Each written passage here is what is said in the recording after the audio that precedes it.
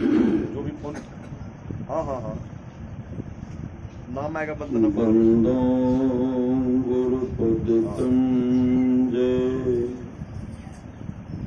जितना लेके थे उसका स्वर कृपा सिंधु नररूप हरि महामोह तुम जासु बचन करण धन्य धन्य सतगुरु सतदार महिमा कहीं न जाए जो कुछ कहो तुम्हारी कृपा मोते कछु न बसाए। और व्यक्त रूप में प्रातः स्मरणीय आनंद श्री विभूषित परम पूज्यपाद सद्गुरु महाराज के चरणों में कोटि कोटि नमन। मंचासीन पूज्य बाबागण, विशिष्ट गुरुजन, उपस्थित सत्संग प्रेम महानुभावों,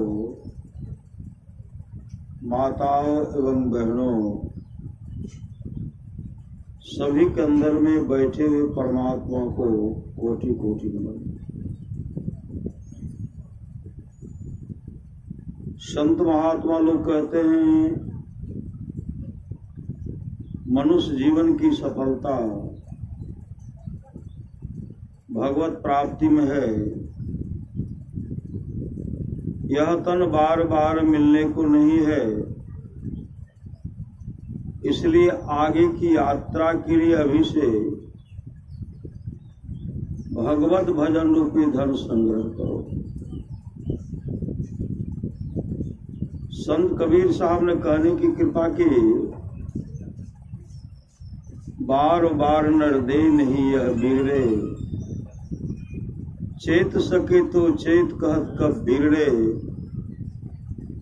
कबीर सोई धन संचिए जो आगे का होए, माथ चढ़ाए गांठरी जातन देखा कोय। करिए नित सत्संग को बाधा सकल मिटाए, यह अवसर फिर ना मिले दुर्लभ नर्तन पाए। कहते सत्संग नित कीजिए, जो भी बाधा है विपत्ति है मिटेगी, और यह मौका फिर हाथ आने वाला नहीं है। परमानंद सदगुरु महाराज की वाणी है, समय गया फिरता नहीं, झट ही करो निज काम। निज मतलब अपना काम। अभी जो हम लोग कुछ कर रहे हैं, अभी सत्संग कर रहे हैं, यह निज काम है, यह अपना काम है। इससे हमारी आत्मा जो है उसका परम कल्याण हो जाएगा।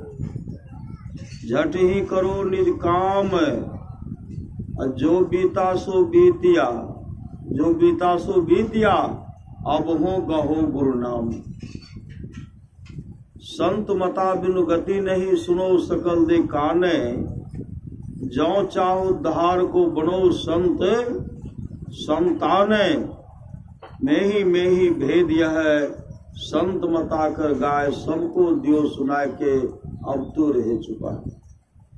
जब तक अपने जीवन के बागडोर को संत सदगुरु के हवाले नहीं करेंगे, तब तक हमारी अच्छी गति नहीं होगी। रत्नाकर ऐसे आप लोग जानते होंगे, रत्नाकर जैसे बटमार लुटेरे, जब देवर्षि नारद का संग प्राप्त हुआ, उनके साथ जो सत्संग किए, उसका जीवन निहाल हो गया, धन्य धन्य हो गया। समय की एक ठोकर ही बदल देती है जो एक ही ठोकर। ऐ रत्नाकर, तुम दूसरे का धन हरण करके, दूसरे का हत्या करके जो परिवार का भरण पोषण करते हो, तुम्हारी बहुत बड़ी दुर्गति होगी, बहुत बड़ी दुर्गति। नरक में बहुत दुख भोगना पड़ेगा। रत्नाकर कहते कोई दुख भोगना नहीं पड़ेगा, कोई दुख, कोई दुर्गति नहीं होगी। पुनः देवर्षि नारद कहते जब शरीर से जीवात्मा निकलेगी उस समय तुम चीखोगे, चिल्लाओगे और उस समय कहोगे हे भार्या, हे पुत्र, हे कुटुंबियों, कोई तो मुझे जम की मार से बचाओ। का कोई बचाने वाला नहीं होगा। इतने अच्छे ढंग से समझाए देवर्षि नारद रत्नाकर को, इतने अच्छे ढंग से समझाए।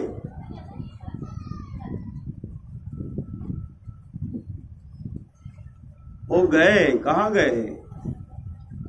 जिन पर उनको अभिमान था, मेरे पाप का बंटवारा मेरे माता पिता कर लेंगे, मेरी पत्नी कर लेगी, मेरे बाल बच्चा कर लेंगे। घमंड था, अभिमान था, अहंकार था। देवर्षि नारद ने कहा अपनी मतलब जो भी काम करोगे उसका शुभ अशुभ फल तुमको खुद भोगना पड़ेगा। महापुरुष की वाणी है, अपनी अपनी करनी अपने अपने साथ है। अपने अपने साथ करे जो आगे आवे, बाप के करनी बाप पूत पूत ही पावे। जोरू के करनी जोरू, खसम खसम को फलता, अपने ही करनी से जीव भवजल पार उतरता। नेकी बदी है संग और न संगी कोई, देखो बुझ विचार संगे जई है धोई। पलटू करनी और के नहीं और के मात। मतलब अपने जीवन में जो शुभ अशुभ कर्म करोगे उसका फल तुमको खुद भोगना पड़ेगा। इतने अच्छे ढंग से समझाए। रत्नाकर गए अपनी माँ के पास, पिताजी के पास, पत्नी के पास गए। कहा मैं एक क्या, मैं तो बहुतों के धन को लूटा, बहुतों का हत्या किया, मेरा कल्याण कैसे होगा? हम तो नरकगामी हो जाएंगे, बहुत पाप बन गया है, पाप का बंटवारा कर लीजिए। पिताजी कहते तुम जानो तुम्हारा पाप जाने। माँ कहने लगी तुम जानो तुम्हारा पाप जाने। पत्नी कहने लगी आप जानिए आपका पाप जाने, मैं नहीं भोगूंगी। उसी समय जो कभी रत्नाकर रोए नहीं थे, जीवन भर रुलाने का काम करते थे, गरीब को सताने का काम करते थे, आज रत्नाकर रोते हुए दौड़ते हैं और संत सदगुरु देवर्षि नारद के चरण में लिपट करके रोते हुए कहते हैं हे बाबा मेरा कल्याण कैसे होगा, मेरा कल्याण कैसे होगा? देवर्षि नारद ने कहा यह जो दुष्कर्म कुकर्म करते हो यह कर्म करना छोड़ दो। अब देवर्षि नारद के चरण को छोड़ते ही नहीं। तब देवर्षि नारद उनको नाम दान दिए, भजन भेद दिए, भजन भेद दिए। मुस्तेदी के साथ रत्नाकर ध्यान भजन किए। क्या हो गए? वाल्मीकि भय ब्रह्म समाना, वाल्मीकि भय ब्रह्म समाना। संत महात्मा लोग कहता है संसार के लोगों शरीर की नश्वरता पर हमेशा विचार कीजिए। यह शरीर कब है नहीं है इसका कोई ठिकाना नहीं।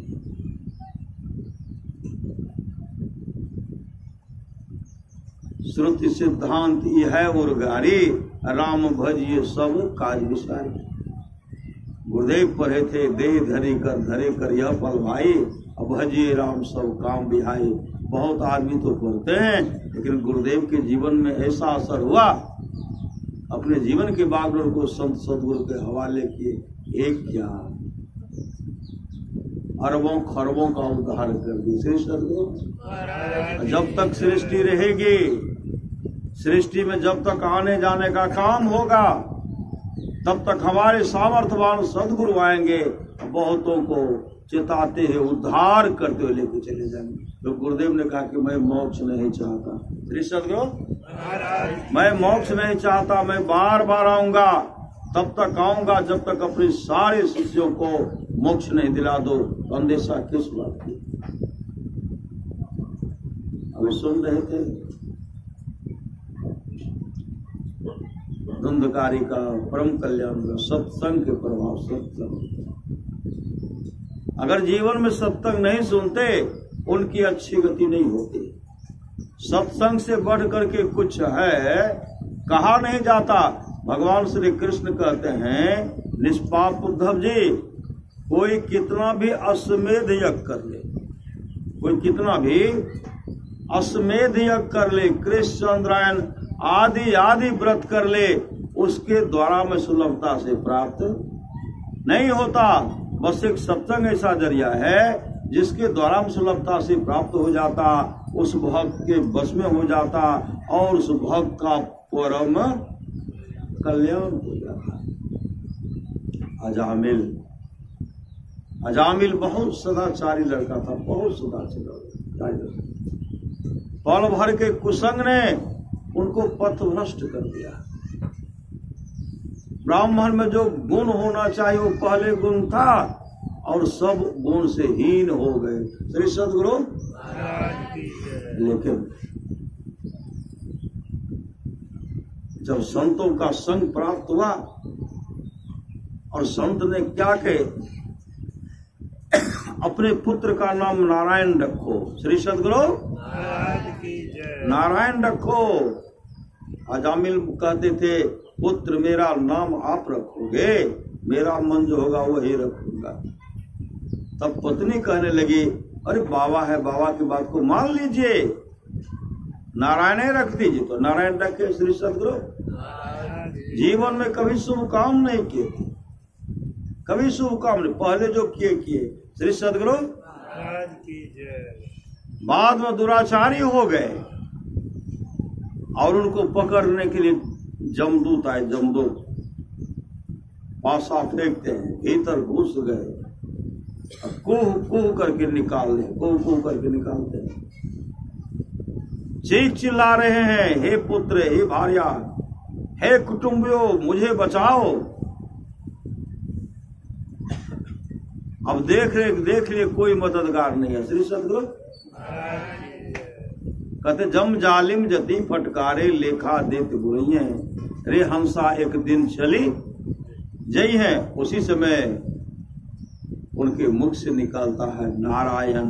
नारायण अभी सुन रहे थे, राम ही सुमिरिये गाइये, राम ही असंतत सुनिए राम गुण, ग्राम ही। परमारास महाराज कहते हैं, गुरु धन्य है, गुरु धन्य है, गुरु धन्य है दाता दयाल, दया करें और गुण हरे, दे टाल भव जंजाल, सब मिल को जपते रहो जी, बने रहो खुशहाल, हरदम रटो कबहू न हटो, तो ही छेड़ेगा न काल।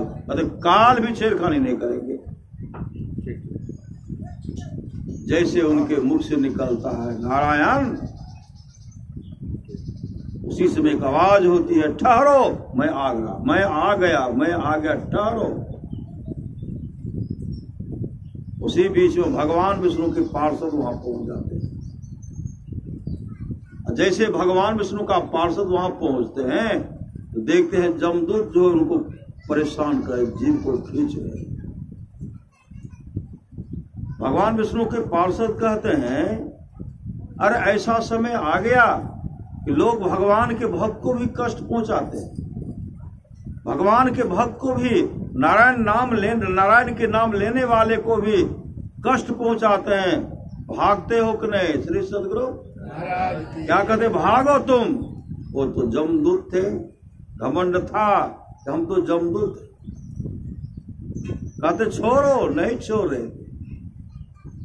भगवान विष्णु के पार्षद ऐसा गुस्सा मारे, ऐसा मारते हैं ना, पास जो बांधे थे वो लक्ष्य लग गया, भागा। इतनी चोट लगी, भागे और लेकर के गए जमराज के पास रख देते हैं। कहते आज से हम काम नहीं करेंगे। क्या हुआ क्या? आप देखिए अजामिल के बारे में, अजामिल का समय पूरा हो गया था, हम लेने के लिए गए थे, लेकिन कौन दो आया इतना सुंदर रूप। मतलब जमदूत जो है, जमदूत भी भगवान विष्णु के पार्षद का दर्शन नहीं कर पाते, इतना सुंदर है। इतना चोट लगा, हम सह नहीं पाए, छटपटा करके भागे। हुआ क्या? का वो नारायण जब हम निकाल लेते उनके मुख से निकलता नारायण, उसी समय आए कहते हैं यह मेरे इष्ट का नाम लेता है, इसको छोड़ो। हम नहीं छोड़ रहे थे, गुस्सा हमारा काफी कष्ट हो रहा है। तो युवराज कहते तुम वहां चला गया, मैं भी वहां नहीं जाता हूं। जो नारायण का नाम गोविंद का नाम लेते हैं, गुरु प्रदत्त मंत्र को जपते हैं, मैं उसके पास नहीं जाता।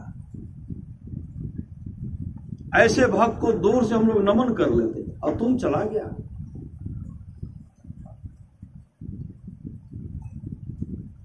उसी समय जैसे जमदूत भागे और देख रहे तो साक्षात भगवान विष्णु के रूप स्वरूप जैसे खड़े हैं।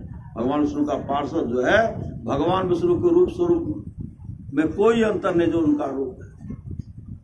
ऐसे हाथ जोड़ लिए, ऐसे हाथ जोड़ते हैं।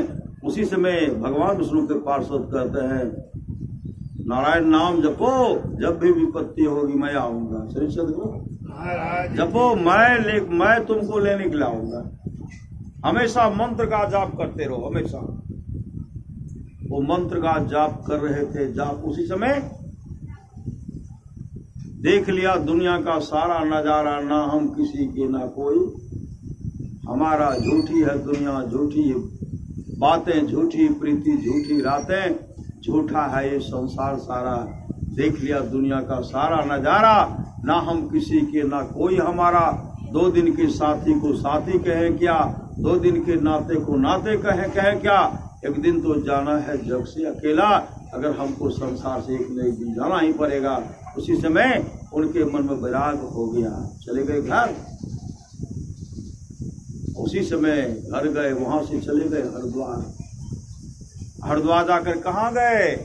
गिरजा संत समागम, मतलब संतों की टोली में बस गए।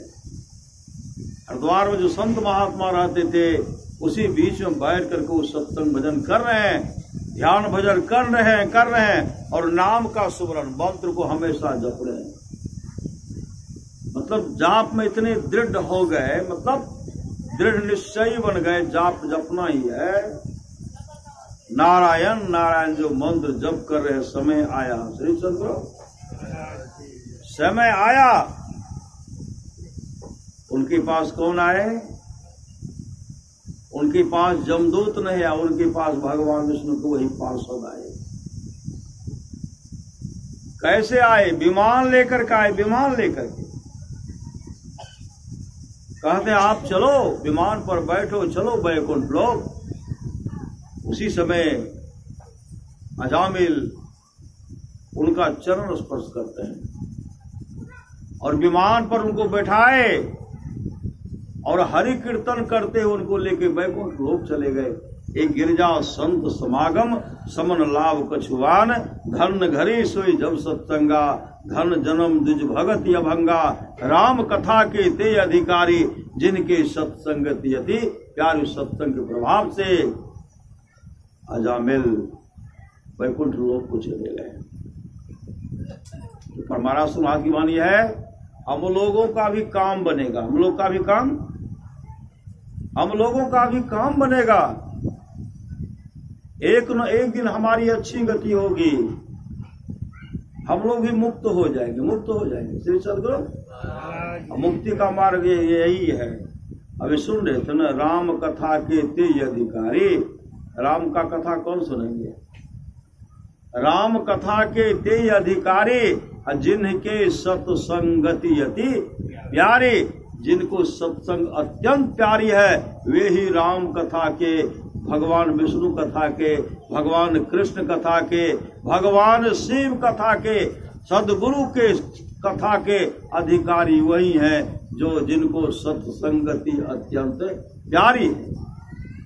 परमाराष्ट्र महाराज की वाणी है, जिसके आसपास में सत्संग हो, वहां के लोग घर में बैठे रहे, सत्संग में नहीं आवे नहीं जाए, समझिए ऐसे लोगों का भाग संस्कार बहुत गिरा हुआ।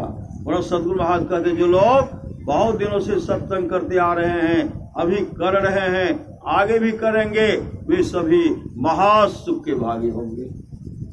सदगुरु महाराज आप लोग जानते होंगे गुलिक व्याध। गुलिक व्याध डाका डालने का काम करते थे, डाका डालने का काम। जब भी घर से निकलते थे, जहां मौका मिला डाका डाल करके वापस आते, लूट करके आते।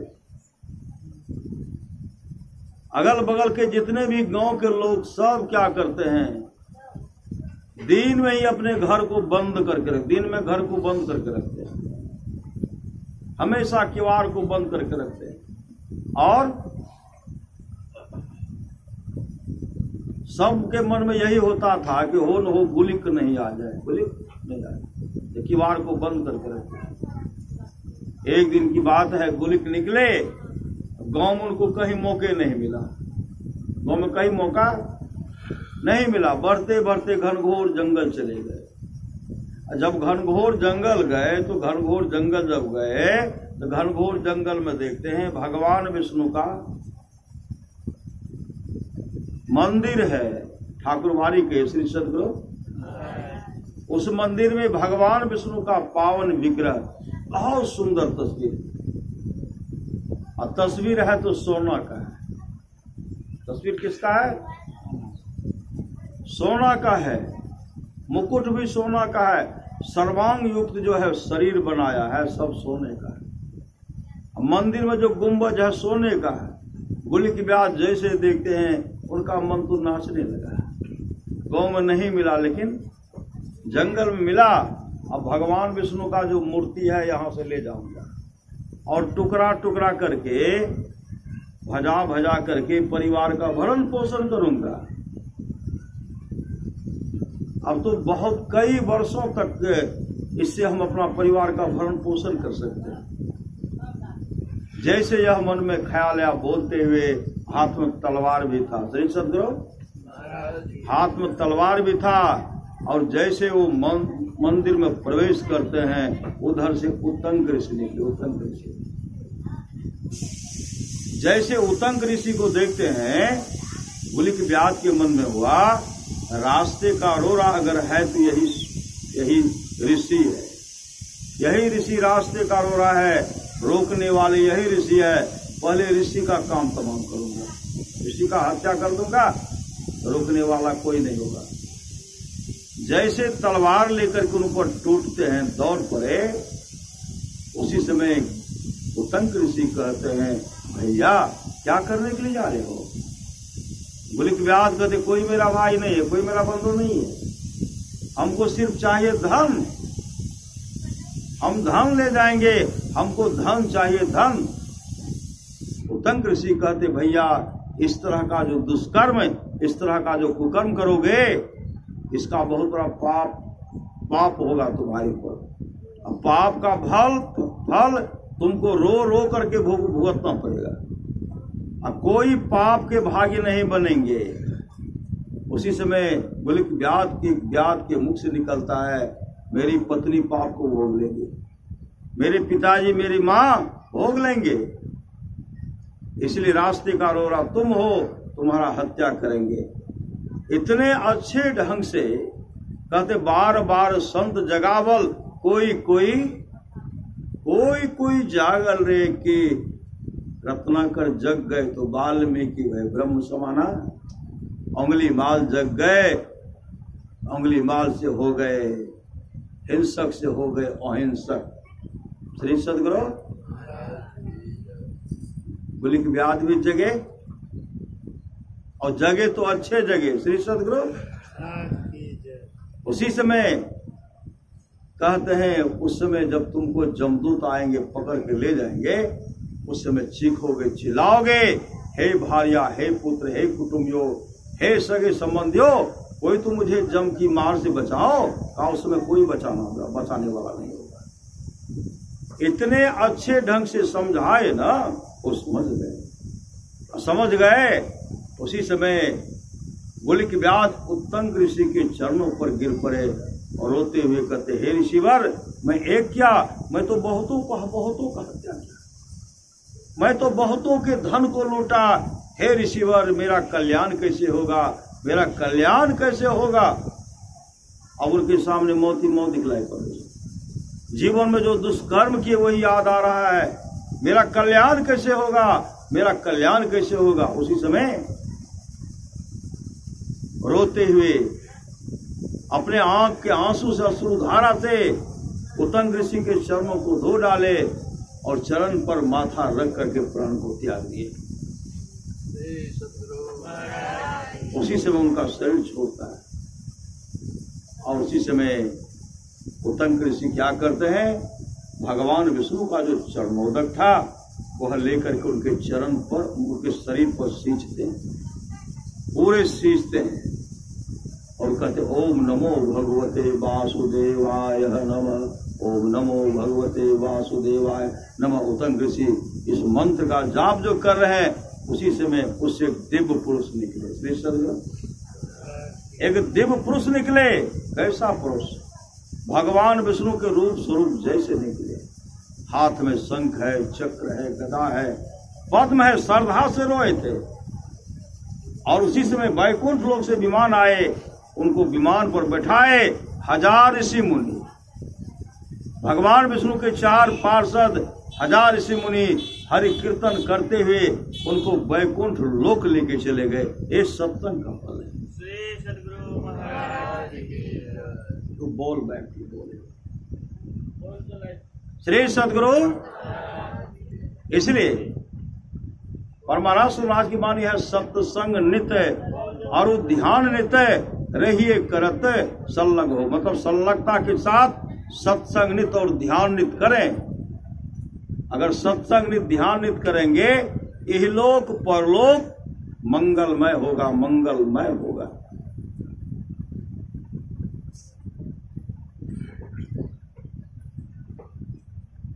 कम खुराकी के बारे में आप लोग जानते होंगे। श्री सद्गुरु जो धनी सेठ बहुत कंजूस थे, बहुत कंजूस। कम खुराकी के साथ जो सत्संग किए, शरीर छोटा तो कहां चले गए,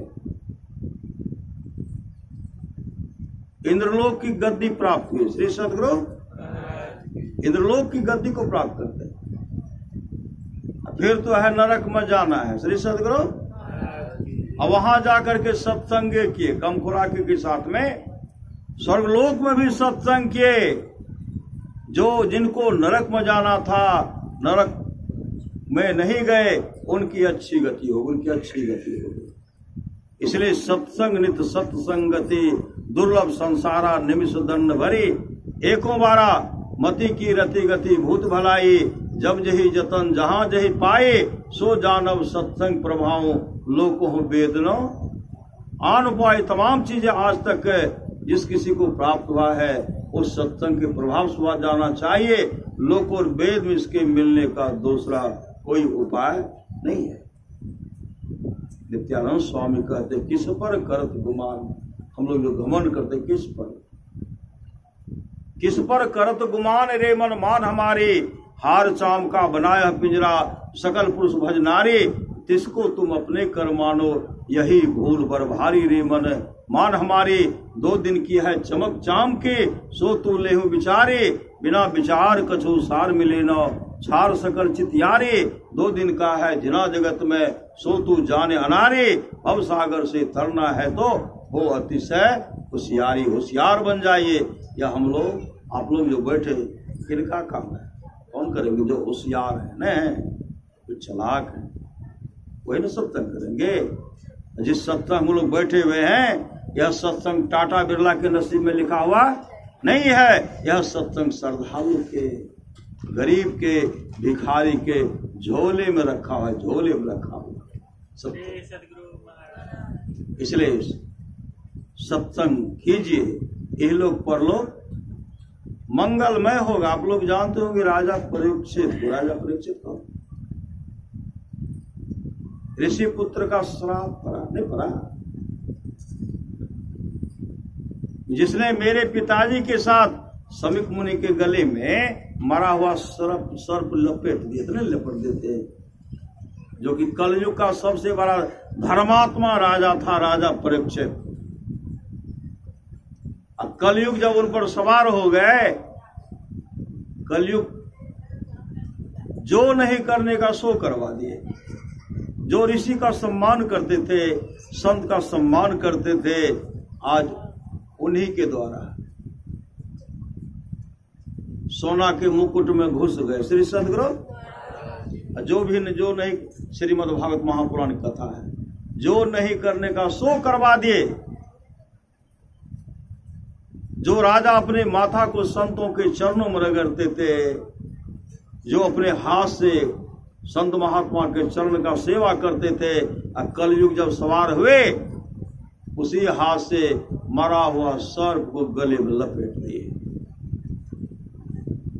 ऋषि को श्राप दे दिए। जिसने मेरे पिताजी के साथ इस तरह का दुर्भार किया है, 7वें दिन उनको तक्षक दंश करेगा, उसकी अधोगति होगी, वो नरकगामी हो जाएंगे, वो नरकगामी हो जाएंगे। श्राप तो पड़ा। श्राप दे करके श्रृंगी ऋषि अपने पिताजी के पास आते हैं और पिताजी से कहते, पिताजी जिसने आपके साथ इस तरह का दुर्व्यवहार किया है, मैं उनको श्राप दे दिया हूं। 7वें तक्षक उनको डसेगा, उनकी अधोगति होगी, वो नरकगाम होंगे। उसी समय सबिक मुनि ने कहा, तो अच्छा नहीं किया, कलयुग का सबसे बड़ा धर्मात्मा राजा है, तुमने उनके साथ अच्छा नहीं किया। कहा, मैं तो श्राप दे दिया, मेरा श्राप तो लगेगा ही। समिक मुनि उनको खबर भिजवाते हैं, उनको कहिए 7वें दिन उनकी मृत्यु होगी, तक्षक दंश करेंगे, बचने का कोई उपाय सोचे, उपाय कर ले। और उनके सामने उसी समय राजा परीक्षित के सामने मौत ही मौत दिखलाई, मौत दिखलाई पड़ रही है।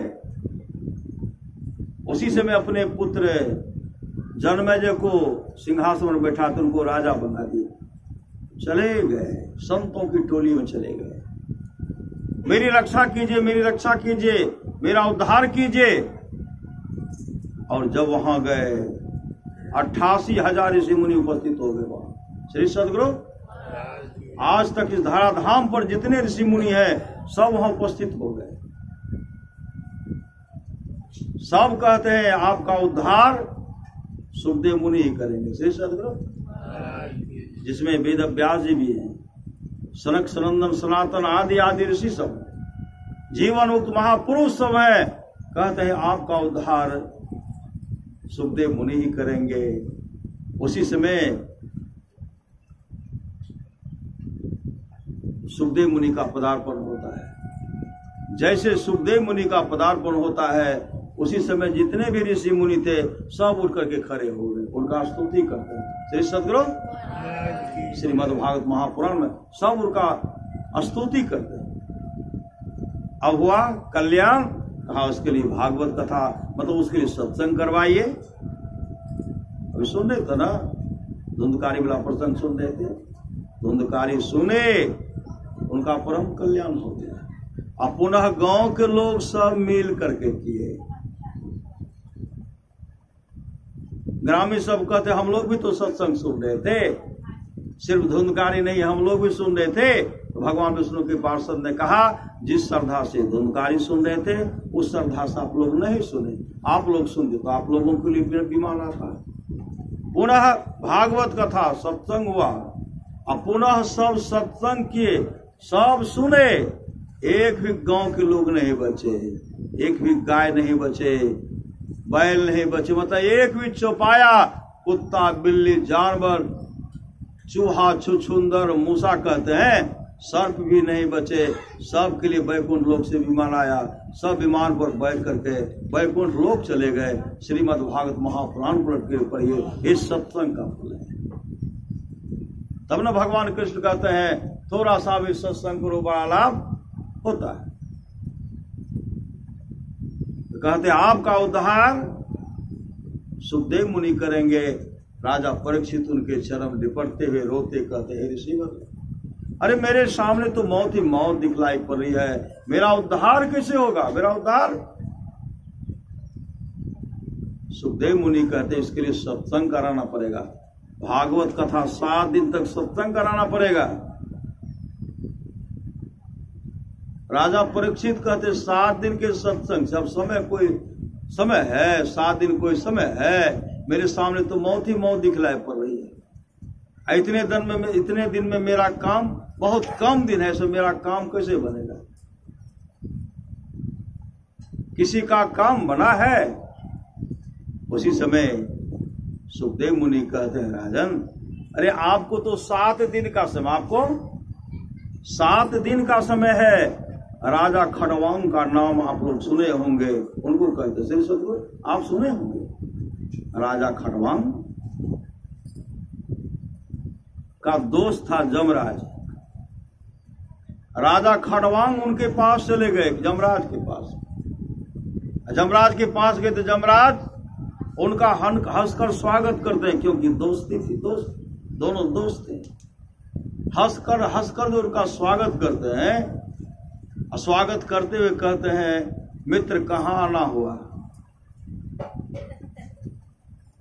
राजा खड़वांग कहते हम यहाँ आए हैं आपसे मिलने के लिए। श्री सद्गुरु, एक दिन हमारी मृत्यु होगी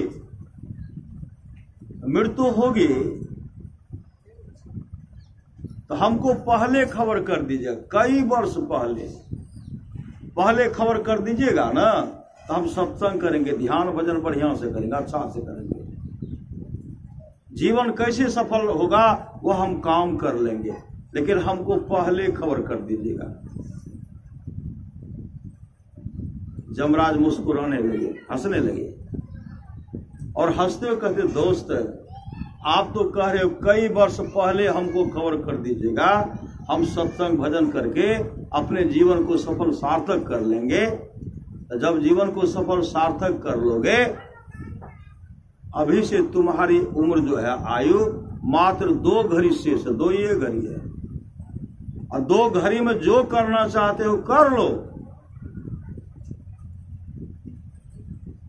राजा खड़वांग घबराए नहीं, गुरु प्रदत्त मंत्र को तो जपते ही थे। श्री सद्गुरु 2 घड़ी तक जमराज के साथ बैठ करके सत्संग करते करते राजा खड़वांग को समाधि लगे। श्री सद्गुरु समाधि लगी, आत्मस्वरूप का दर्शन किए, प्रकाश का दर्शन किए, शब्द के सहारे मतलब आत्मस्वरूप का दर्शन किए। ज्योति जग जावे अति सुख पावे शब्द सहारे का।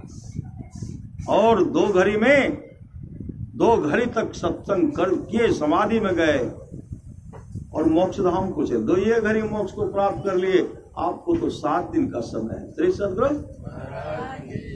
परमानंद सुभाष की वाणी है, नित्य प्रति सत्संग कर ले प्यारा, तेरा कार सरे सारा, सार कार्य को निर्णय करके धर चेतन धारा पिंड के पारा, 10 द्वारे का ज्योति जग जावे अति सुख पावे शब्द सहारे का, लख बिंदु नाथ त्रय बंदे के सुनो में ही ब्रह्मनाद का धरो सहारा, आपन तन में ही निज तन में खोज सज्जन बाहर न खोजना, अपने ही घट में हरि है अपने में खोजना।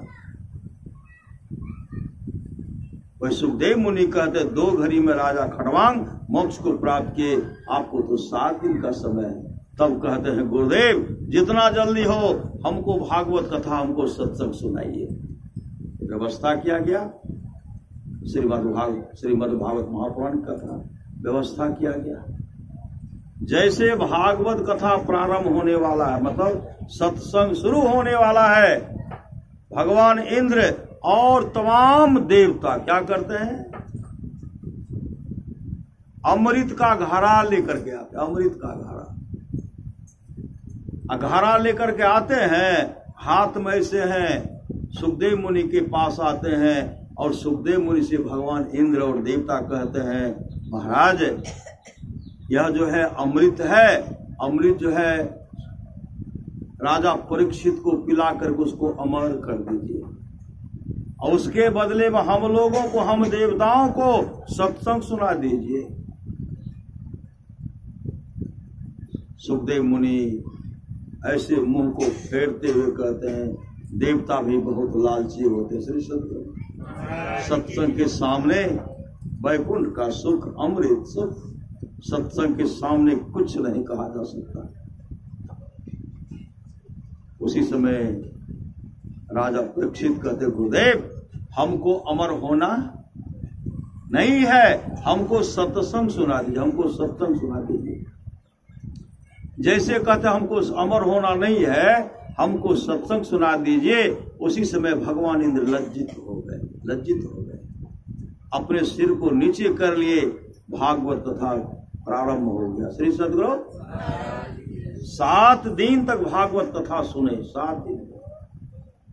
समय निश्चित था। और सेवा से मेवा मिलता नहीं मिलता है। सेवा से सब सुख मिलता ना। सेवा करने से सब सुख मिलता है। और सेवारत जो हुए ना, इतने सेवारत हुए, तक्षक के लिए अलग दूध का व्यवस्था था, नहीं था, मुलायम दूध का व्यवस्था था। यहाँ भागवत कथा हो रहा है, तक्षक का भी सेवा सत्कार में लग गए। श्री सद्गुरु। तक्षक तो कभी अटखेलियां करते हुए, कभी दूध पर तो कभी दूध पीते थे, ऐसे ही चलाते हुए आए। समय पर उनको डांस करना था, समय निर्धारित था, लेकिन उनके डांस करने से पहले ही राजा परीक्षित को समाधि लग गई। समाधि लगने का मतलब होता आत्मस्वरूप का दर्शन करना। और उसी समय एक दिव्य पुरुष उससे निकलता है और वैकुंठ लोक से विमान आता है। और राजा परीक्षित उस विमान पर बैठ करके, भगवान विष्णु के पार्षद आए, ऋषि मुनि आए, हरि कीर्तन करते हुए लेके जो जा रहे थे, वो तो ऊपर चले गए। कहाँ? वैकुंठ धाम, मोक्ष धाम को चले गए। और तब जो है तक्षक डांस किए, ऋषि का श्राप भी लगे। तक्षक डांस किए, किसको के? ठट्ठर को। श्री सद्गुरु। उससे आत्मा निकल गए थे। जैसे तक्षक ठट्ठर को डांस करते हैं, धुआं की तरह राख हो गया शरीर। श्री सद्गुरु। जल करके भस्म हो गया। जन्मजय जब देखे, इतना मंत्र का उच्चारण हुआ। अब सब ऐसा मंत्र का उच्चारण कर रहे हैं, जो सर्प विशीला सर्प है, सब हवन कुंड में गिर रहा है। श्री सद्गुरु। सब मर रहा है। तक्षक भी भगवान इंद्र के सिंहासन में जाकर के छिप गए। अब हुआ कि अब हाहाकार मच जाएगा। तमाम ऋषि मुनि देवता सब आए, प्रार्थना करते हैं, जन्मेजय का प्रार्थना करते हैं, यह कार्यक्रम बंद कीजिए, हवन करना छोड़िए, नहीं तो चराचर जो है तहस नहस हो जाएगा, प्रलय हो जाएगी। श्री सद्गुरु। तब हवन करना छोड़े। श्री सद्गुरु।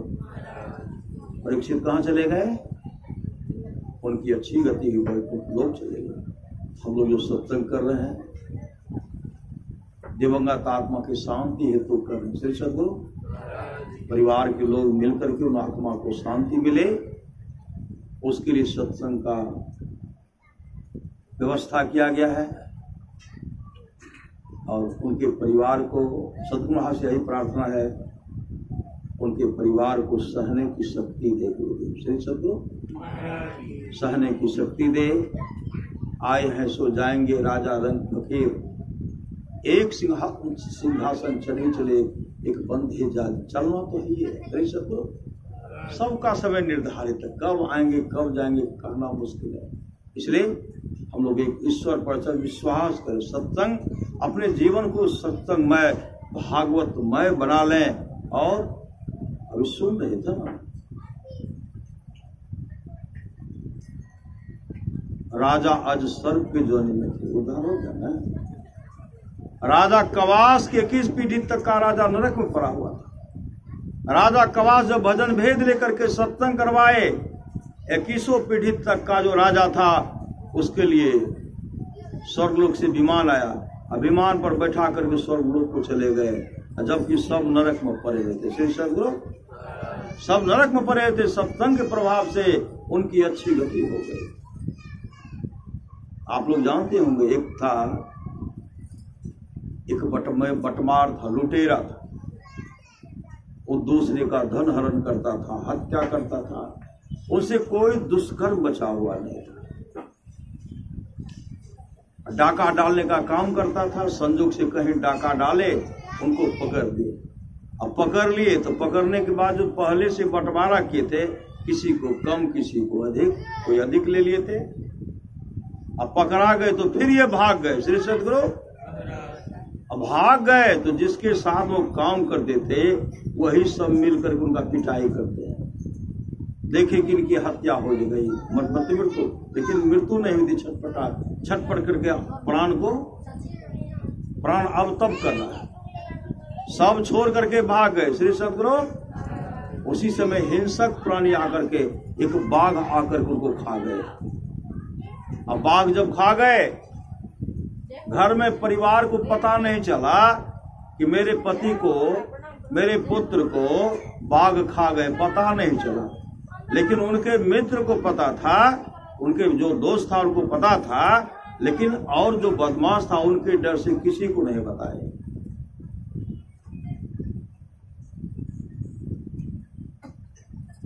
जब उनकी मृत्यु हुई उसी समय उनकी पत्नी गर्भवती थी। पुत्र का जब जन्म हुआ तो मतलब भागवत कथा, मतलब भगवान का भजन करने वाला भक्त पैदा किया। वो भजन कर रहे, धीरे धीरे 15 साल का हो गया। अपने माँ से कहते, माँ पिताजी कहाँ है? माँ रोने लगती थी, पिताजी कहाँ? तो माँ रोने लगती थी। कहते, माँ सच सच बताइए पिताजी कहाँ है?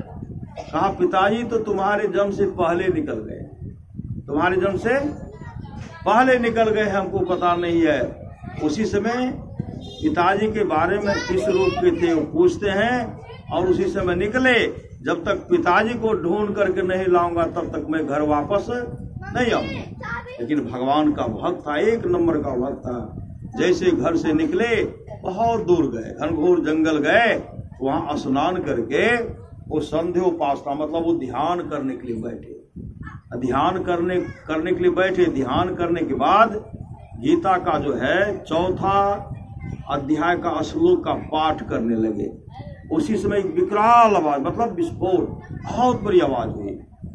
आवाज जब हुई तो क्या देखते हैं?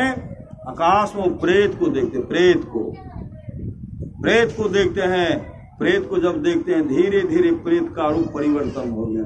श्री सदगुरु जैसे प्रेत का रूप परिवर्तन होता है उसी समय भगवान के रूप स्वरूप उनको देखते हैं। भगवान के रूप स्वरूप हो गए वो। उसी समय वैकुंठ लोक से विमान आया। विमान पर बैठा करके उनको जब लेके चलने लगे तब उन्होंने कहा, ये बालक के द्वारा मेरा उद्धार हो गया है, मैं पहले इस बालक का परिचय पूछता हूँ। तो उस बालक से पूछते हैं, बालक तुम कहाँ का रहने वाले हो? कहते, मैं अमुक गांव का रहने वाला हूँ। तुम्हारा नाम क्या है? कहा, मेरा नाम अमुक है। तुम्हारे पिताजी का नाम? कहा, मेरे पिताजी का नाम बताए। मैं अपने पिताजी को ढूंढने के लिए जा रहा हूँ। मैं माँ के गर्भ में था, उसी समय मेरे पिताजी निकल गए हैं, उसी को ढूंढने के लिए जा रहा हूँ।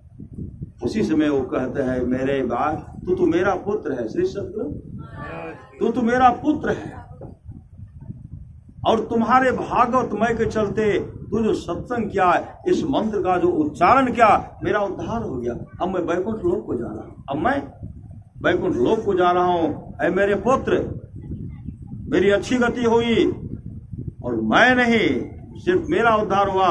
मेरे बहुत वंशज अभी नरक में पड़े, मेरे कुल खानदान के बहुत जो है नरक में पड़े हुए हैं। तुम वचन दो कि नरक में हमारे वंशज के एक भी लोग नहीं रहे, नरक में एक भी लोग नहीं रहे।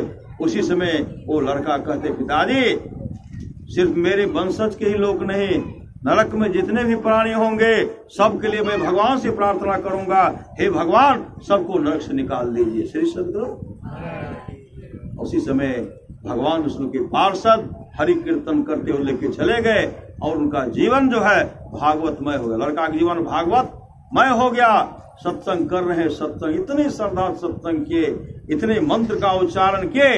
एक दिन भगवान विष्णु उन पर प्रसन्न हो गए और कहते, वत्स मांगो, क्या मांगते हो? वो क्या मांगे? उनके मुख से निकलता है, प्रभु नरक में जितने भी प्राणी है सबका उद्धार कर दीजिए, सबको नरक से निकाल दीजिए। भगवान विष्णु कहते हैं, नरक का जो है, नरक तो जमराज के अधीन में है। श्री सदगुरु अच्छा मैं जमराज से बात करता हूँ।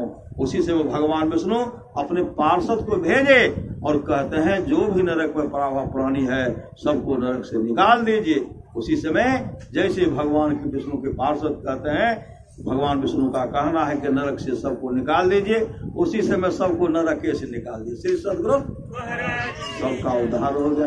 इस सत्संग में सबका मतलब भगवान नरसिंह कहते भक्त प्रहलाद से, प्रहलाद किसी भी कुल में मम भक्ता, मेरा एक ही भक्त हो जाता है 100 पीढ़ी का उद्धार होता है। 100 गिन पाएंगे 100 पीढ़ी श्री सदगुरु उनका उद्धार होता। जो जो करेंगे सबका 100 पीढ़ी का। ऐसे ऐसे सामर्थ्यवान सदगुरु आएंगे, सब गुरुदेव ने कहा सब मोक्ष धाम को चले जाएंगे। श्री सदगुरु जिन दिवंगत आत्मा के हेतु सत्संग का आयोजन किया गया है, सदगुरु हाथ से प्रार्थना करता हूँ सदगुरु उनको अच्छी गति दे और ये तमाम भक्त जो आए हैं उनका भी जीवन मंगलमय हो। बोलिए प्रेम से श्री सदगुरु महाराज की जय।